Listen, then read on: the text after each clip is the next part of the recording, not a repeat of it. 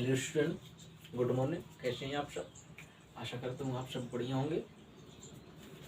आइए, आपका स्वागत है हमारे यूट्यूब चैनल टीच बाय धर्म सिंह पर। यदि आप चैनल पर नए हैं तो सबसे पहले चैनल को सब्सक्राइब कर लीजिए।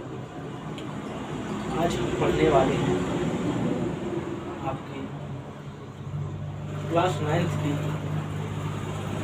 चैप्टर 10 यानी व्रत, बहुत इम्पोर्टेंट प्रमेय जो कि परीक्षाओं में आने वाली है। आपकी परीक्षाओं में जो बार बार पूछी जाती हैं और इस बार भी पूछी जाएंगी, वो प्रमेय आपकी हम इस वीडियो के अंतर्गत पढ़ने वाले हैं।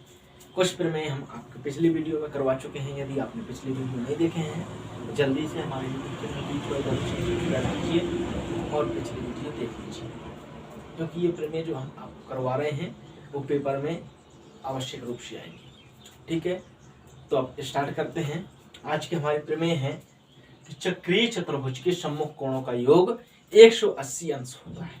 चक्रीय चतुर्भुज के सम्मुख कोणों का योग 180 डिग्री होता है। तो पहले आपको जानना जरूरी है कि चक्रीय चतुर्भुज क्या होता है। देखिए, एक ऐसा चतुर्भुज जिसके सभी शीर्ष वृत्त पर स्थित हों।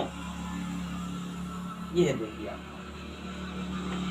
ये देखिए चक्रीय चतुर्भुज है जिसके सभी शीर्ष वृत्त पर स्थित हो, वो आपका एक चक्रीय चतुर्भुज है। देखिए, ये इसके चारों शीर्ष देखिए, 1 2 3 4, ये देखिए सभी शीर्ष क्या हैं? वृत्त पर स्थित हैं। ये वृत्त को टच कर रहे हैं। जैसे कि ऐसा ही एक आपको चतुर्भुज दिया जाता है, ऐसा देता है बहुत से सवालों में और बच्चे बहुत कंफ्यूजन होते हैं।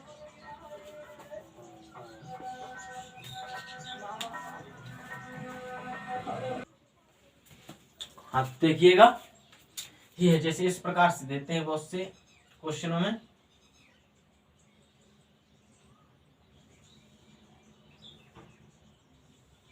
इस प्रकार से बच्चे बहुत ही ज्यादा कंफ्यूज रहते हैं। सीधी सी अगर ये कोण दिया 100 तो बोलेंगे ये कोण कितना है, तो बच्चे बोल देते हैं 80, क्योंकि इनके सम्मुख कोणों का योग 180 अंश होता है।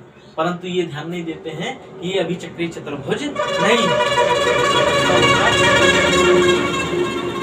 जब ये जो शीर्ष है आपका वृत्त के भीतर न स्थित होकर के वृत्त के अंदर स्थित होता। यदि कोई सिद्ध करने के लिए कहे कि चक्रीय चतुर्भुज नहीं है तो क्या करेंगे अपन कि या तो उसका जो एक कम से कम एक शीर्ष होगा वृत्त के अंदर स्थित होगा इस प्रकार से, या कम से कम एक शीर्ष इस प्रकार से वृत्त के बाहर। देखिए, 3 शीर्ष वृत्त पर स्थित हैं, एक शीर्ष वृत्त के बाहर स्थित है, अर्थात ये चक्रीय चतुर्भुज नहीं है। इसी प्रकार से यहाँ पर देखिए 3 शीर्ष वृत्त पर स्थित हैं, एक शीर्ष वृत्त के अंदर स्थित है, अर्थात ये भी चक्रीय चतुर्भुज नहीं है। परंतु ये आपका चक्रीय चतुर्भुज है, ये भी चक्रीय चतुर्भुज है। चलिए आते हैं अपने क्वेश्चन पर। अपना क्वेश्चन था कि सिद्ध कीजिए चक्रीय चतुर्भुज के सम्मुख कोणों का योग 180 अंश होता है। इसके लिए आपको आवश्यक है, जो पीछे अपन ने प्रमेय पढ़ी हैं उनका स्टेटमेंट याद होना चाहिए, आपको समझना चाहिए, वो प्रमेय आपसे बननी चाहिए, तब ये आगे की प्रमेय आपसे सिद्ध करता बनेगी। आपकी ये प्रमेय सिद्ध करने के लिए परीक्षाओं में पूछी जाती हैं। देखिएगा, तो एक कह रहा है कि चक्रीय चतुर्भुज के सम्मुख कोणों का योग 180 अंश होता है। तो पहले अपन चक्रीय चतुर्भुज बनाएंगे। कई बच्चों को ये रहता है भ्रम, पूछते हैं कि ये देखिए सवाल में नहीं दिया था इसलिए हम ये रचना कर रहे हैं। नहीं, सवाल में उन्होंने कहा है चक्रीय चतुर्भुज, तो चक्रीय चतुर्भुज बनाना अपन को है, लेकिन अपने आप से नहीं बना रहे हैं, वो सवाल में कह रहा है। ठीक है, तो इसी प्रकार देखिए, ऐसे नाम दे लीजिए। अपन ने एक चक्रीय चतुर्भुज बनाया, A B C और D, ये अपन ने चक्रीय चतुर्भुज बनाया। ठीक है, दिया क्या है आपको? एक लेना चतुर्भुज A B C D, एक चक्रीय चतुर्भुज।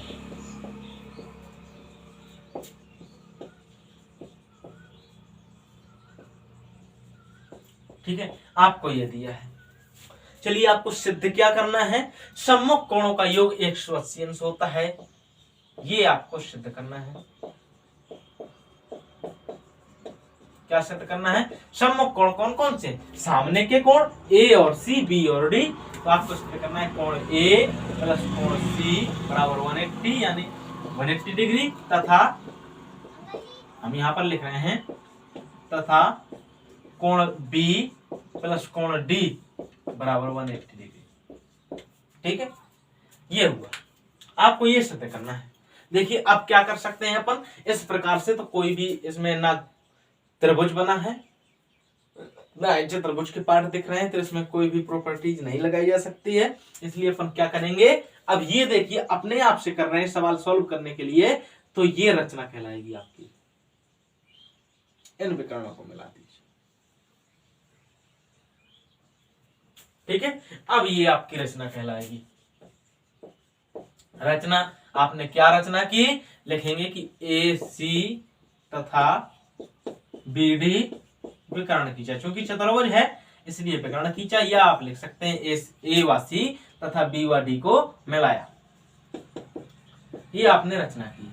अब आपको क्या करना है, सवाल सॉल्व करना है। ये अपना नियम होता है, हम पहले भी कई बार बता चुके हैं आपको कि सबसे पहले सवाल में, ऐसे सवालों में क्या करते हैं, लिखते हैं दिया क्या है, फिर क्या सिद्ध करना है, अगर आवश्यकता पड़ी तो रचना, नहीं पड़ी तो कोई बात नहीं, और फिर लिखते हैं उपपत्ति। उपपत्ति मतलब प्रूफमेंट। ठीक है, तो इसे अपन प्रूव करने के लिए क्या करते हैं, उपपत्ति लिखी। उपपत्ति में अब क्या करना है आपको, देखिए ये आपका देखिए एक सीडी चाप है, डीसी क्या है आपका चाप है, इसके द्वारा ये बनाया गया कोण, देखिए वृत्त पर ये कोण बनाया गया है, और इसी चाप के द्वारा वृत्त पर ये कोण बनाया गया है। ठीक है, नाम दे लीजिएगा, अपन को कोण देने में दिक्कत होगी, कई सारी परेशानी होंगी अगर लिखेंगे कोण डीबीसी सीएबी सीएडी, कंफ्यूजन होंगी, इसलिए हम डायरेक्टली इसका नाम देते हैं 1 और 2। चलिए लिखते हैं कोण 1 बराबर कोण 2, क्यों लिख देना कि चूंकि एक ही चाप, कौन सा, डीसी द्वारा वृत्त पर बनाए गए कोण है।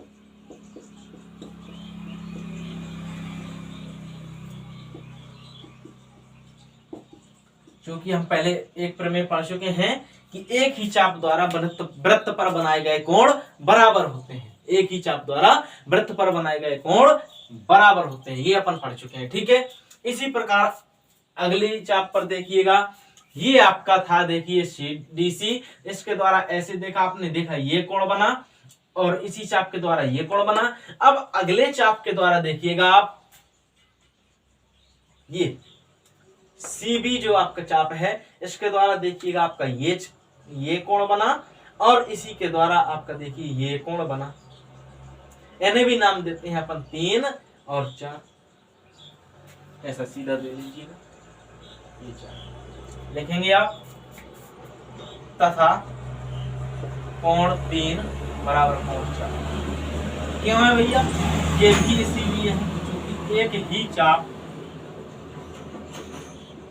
कहां, कौन से, सीबी के द्वारा वृत्त पर बनाए गए कोण है, बनाए गए या आंतरिक कोण है।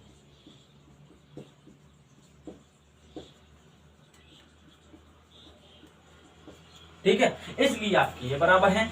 चाहो तो समीकरण 1 और समीकरण 2 दे लीजिएगा, इसे समीकरण 1 समीकरण 2 देखिएगा।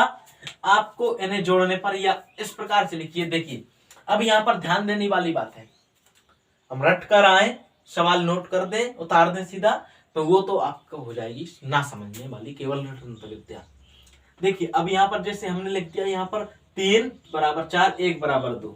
देखिए यहाँ पर आप जोड़ेंगे तो 1 + 3, देखिए आपका नहीं बन रहा है, 1 + 3 नहीं मिल रहा है, 2 + 4 ये भी नहीं मिल रहा है, इसलिए अपन को ऐसा जोड़ा बनाना है ये दोनों जो कोण मिल रहे हो। जैसे अपन ने यहाँ पर 2 का लिखा है, RHS में लिखा है, दाईं साइड लिखा है, ताकि अगली बार जोड़ने पे अपन को आसानी हो, इसलिए यहाँ पर कोण 4 लिखिए, यहाँ पर 3 लिखिए। अब देखिएगा आप जोड़ेंगे तो 2 और 3 जोड़ करके कोण 1 कहलाएगा पूरा। ठीक है, इस प्रकार से लिखना है आपको। ठीक है, कोई समस्या नहीं। चलिए लिखेंगे समीकरण 1 व 2 को जोड़ने पर, जोड़िएगा, जोड़ते हैं। कोण 1 प्लस कोण 4 बराबर कोण 2 प्लस कोण 3। कोई समस्या?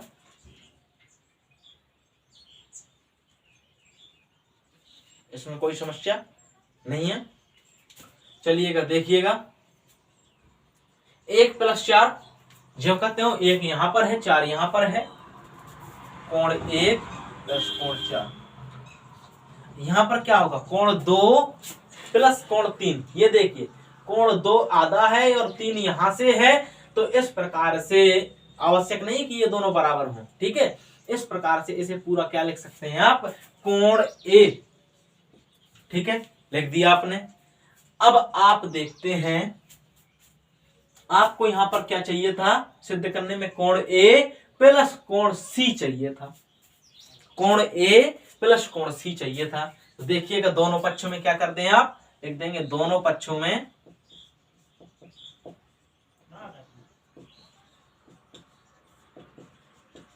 कोण सी जोड़ने पर।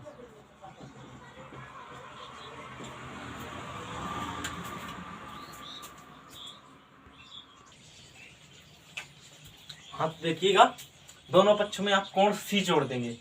देखिए यहाँ से आपको फायदा क्या होगा, a प्लस सी आपको जो सिद्ध करना था वो मिल जाएगा। और दूसरी बात यहाँ पर आपका कोण 1 और कोण 4 ये तो हैं, और ये कोण सी मिल जाएगा, तो तीनों क्या हो जाएंगे, एक त्रिभुज के अंतः कोण हो जाएंगे।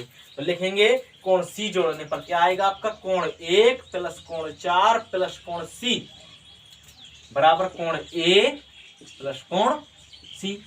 देखिएगा ये आपको प्राप्त हुआ। तो यहाँ पर देखिए 1 प्लस 4 प्लस सी की जगह आप क्या लिख सकते हैं, 1 4 सी लिख देना, चूंकि कोण 1 प्लस कोण 4 प्लस कोण सी क्या है, समीकरण 3 देना चाहो तो दे लेना। त्रिभुज उनसे बी सी डी के अंतः कोण है।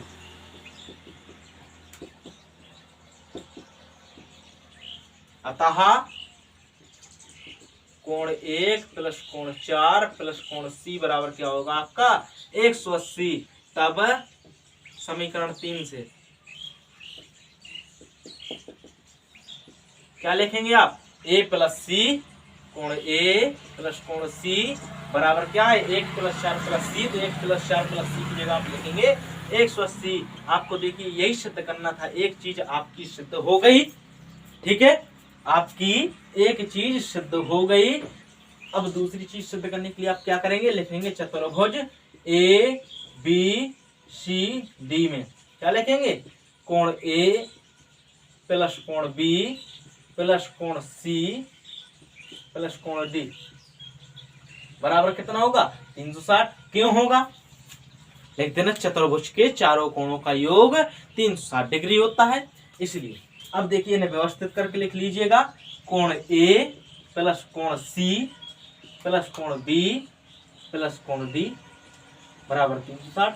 देखिएगा ए प्लस सी का मान है आपके पास 180 प्लस कोण बी प्लस कोण डी बराबर 360। देखिएगा ये कोण बी प्लस कोण डी बराबर 360 माइनस 180 बराबर 180। ठीक है, आप क्या पा गए, बी प्लस सी बराबर 180 अंत में लिख देना, अर्थात कोण ए प्लस कोण सी बराबर 180 तथा कोण बी प्लस कोण बी, ये दो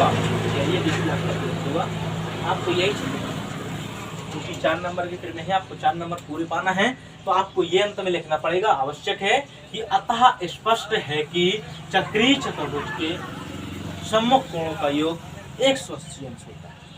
ये आपको आवश्यक रूप से लिखना पड़ेगा, तब आपको पूरे 4 नंबर मिलेंगे। इस प्रकार से आपके ये 4 नंबर पक्के हुए।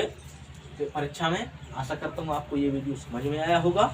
कुछ नहीं करना है, एक बार पुनः देख लीजिएगा कि इसमें क्या करना है। एक ही चाप द्वारा बनाए गए कोण बराबर करना है। इन कोणों को इस प्रकार से दाएं बाईं ओर लिखना है, ये जो कोण बने आपके एक जगह के कोण दोनों क्या हो जाएं, मिल जाएं आपके। इस प्रकार से लिखना है। दोनों समीकरणों को जोड़ देना है तो कोण एक कोई कोण आ जाएगा। फिर जो दूसरा कोण नहीं आया, यहां से देख करके सिद्ध क्या करना है, उसे दोनों पक्षों में जोड़ देने हैं। तो एक क्या होंगे, त्रिभुज के अंतःकोण होंगे। एक अपन को जो सिद्ध करना था तो उसे कुछ चेंज नहीं करना है। अंतःकोण होंगे तो उनका योग 180 अंश होगा। और जब त्रिभुज चतुर्भुज के दो कोण 180 अंश के होंगे तो अन्य शेष दो भी 180 अंश होंगे, क्योंकि चारों का योग 360 होता है। इस प्रकार से ये आपकी प्रूफ हो गई। ठीक है, यदि आप लोग वीडियो में नए हैं तो चैनल में यदि नए हैं तो चैनल को सब्सक्राइब कीजिए। यदि कोई समस्या है तो कमेंट करके बताइए। धन्यवाद।